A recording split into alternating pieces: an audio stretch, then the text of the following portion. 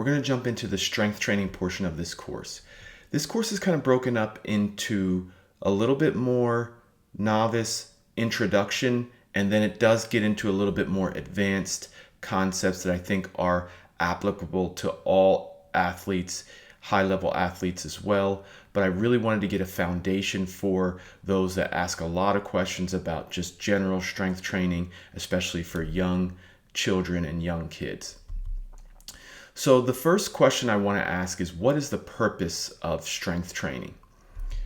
Strength training and resistance training and weight training, they really generally refer to the same concept.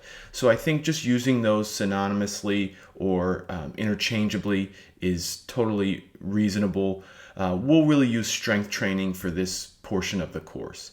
So strength training is any exercise that uses resistance of your muscles to undergo work, and then those muscles adapt over time. And that's going to be a key theme as we go through this talk, that adaptation is the key to success. And that resistance comes from weights. It can come from resistance bands, free weights, machines, your own body weight, so push-ups, squats, that all is strength training. I think it's important to understand that strength training is not only about getting bigger muscles.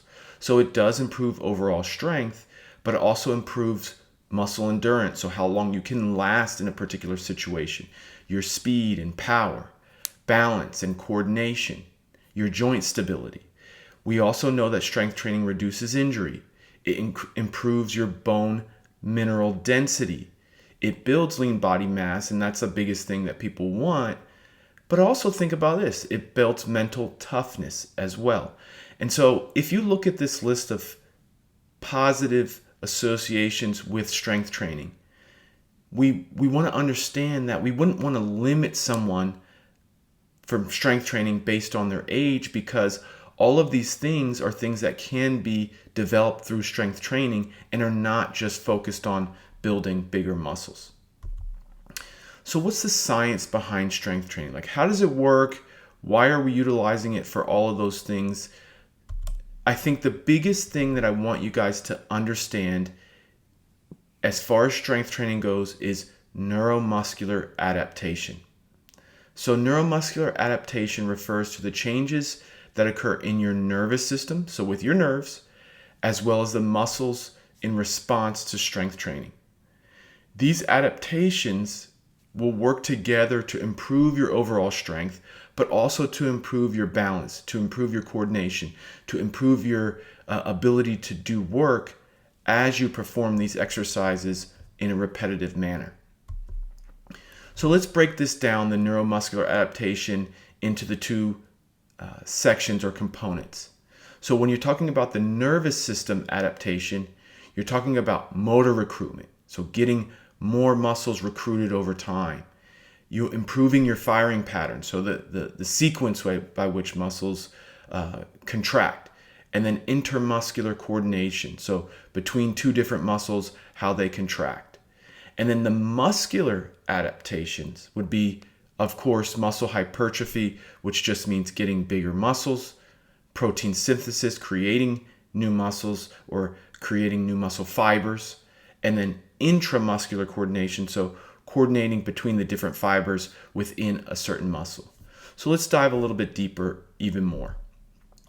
So motor unit recruitment means activating more muscle fibers at one time, and that allows you to generate a greater force. So keep in mind, this isn't talking about making a muscle bigger, it's talking about getting more muscles to contract at the same time when you do an exercise, which then creates a greater force. And that's an adaptation from strength training. Improved firing patterns. So we think about doing a simple squat, but that's a very complex movement, right? You need to bend at your knees, keep your core tight, keep your waist at a certain angle, bend at your ankles. All those things need to be coordinated in a very specific fashion. And by doing exercises in a repetitive manner, you can make those movements more efficient, more controlled, and more coordinated. And those improved firing patterns can then move and translate to a sport. And then intermuscular coordination. So there's definitely different muscle groups that are contracting at the same time, and you want to allow them to work in a certain fashion so that the body can be more efficient, more effective, and more coordinated when it's doing a certain movement. Now moving on to more of the muscular adaptations, as we talked about muscle fiber hypertrophy. So this is basically increasing the size of a muscle over time, and that's basically you are taxing the system, you're putting extra stress on the system, and our body knows, okay, for the next time I want to be more prepared. So in this case, I'm going to create more muscle fibers, more that create a greater size of those muscles to be able to do more work. But remember what we talked about, you can also recruit more motor units to create more work, and that doesn't have to always be related with hypertrophy. And then increase protein synthesis. So basically strength training can stimulate the production of new proteins, muscle fibers, and those are going to be the building blocks to growing muscle as well as muscle repair. And then intramuscular coordination. So within the muscle themselves, they can learn to work more efficiently and to create greater force and stronger muscle contractions. So that's neuromuscular adaptation from a nervous system as well as from a muscular system. So this sense of progressive overload. So basically what you're doing is you are progressively taxing the system, progressively stressing the system so that it's overloaded to a point that your body has to adapt. That's what human beings are very good at. And the nervous system does that by recruiting and controlling muscle fibers, and the muscular system does that by growing stronger with hypertrophy and becoming more efficient. So that's the key, that's the underlying science behind strength training. Neuromuscular adaptation includes muscle strength, coordination, and balance, and that can occur at any age. So limiting young athletes to not doing strength training does not make sense. They all should be doing strength training. It just depends on what your goals are. Muscle hypertrophy is typically going to occur for people who are after puberty, and that's because you need a certain threshold of testosterone. Yes, in both males and females, that's going to stimulate muscle growth.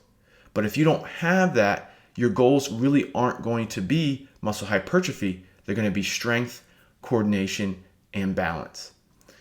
So that's important to know what the focus of your strength training program is and create a specific goal for that specific athlete at the specific age in which they are.